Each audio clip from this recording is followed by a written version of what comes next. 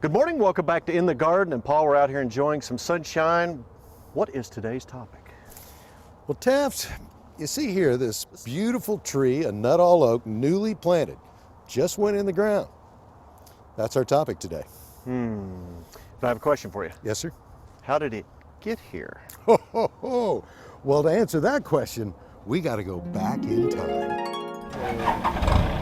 Our story begins back at the nursery, where just 2 hours ago, the customer's tree was carefully prepared for removal from its temporary home. That process included removing the metal ring in which the tree was planted just a few weeks ago, loosening the soil around the balled and burlapped root ball, and with the help of heavy equipment, lifting the entire tree out of the ground and loading it onto the truck for delivery to its new location. Upon arrival at the customer's midtown home, the crew first identified the planting site and then proceeded to outline the diameter of the planting hole. After removing the Bermuda grass sod, they then started digging the planting hole. And I should point out that the utility lines had been located a few days before, and thankfully none were nearby. That isn't always the case.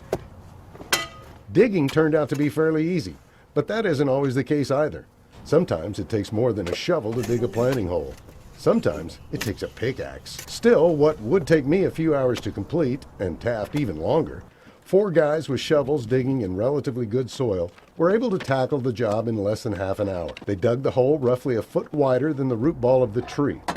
Now, there are folks who suggest it should be much wider, but after 30 years of planting trees that come with a 1-year warranty, we've concluded that our method works just fine. And digging a wider hole means tearing up a lot more lawn.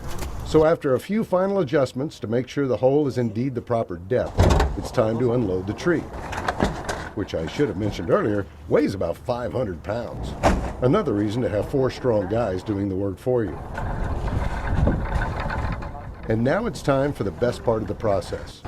Gently positioning the tree, root ball and all, into the planting hole. After a quick check to ensure that it's straight as an arrow, the guys start filling the planting hole.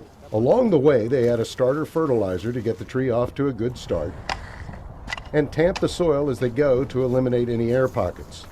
Note that they're using some very sophisticated tools for this task. Old tree limbs and tool handles. Hey, they work great. They then remove several inches from the top layer of burlap from the root ball and complete the planting process with a little more soil and a little more tamping. Arguably, the most critical consideration when planting a tree is planting depth.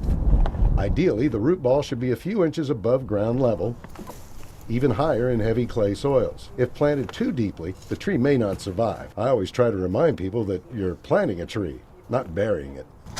Last but not least, the guys apply a layer of shredded bark mulch, making sure not to tug it too close to the base of the tree.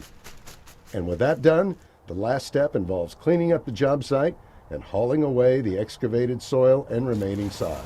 And Taft, that's how this lovely tree came to be. Oh, what a great story. The end. Thank you, Uncle Paul. You're welcome.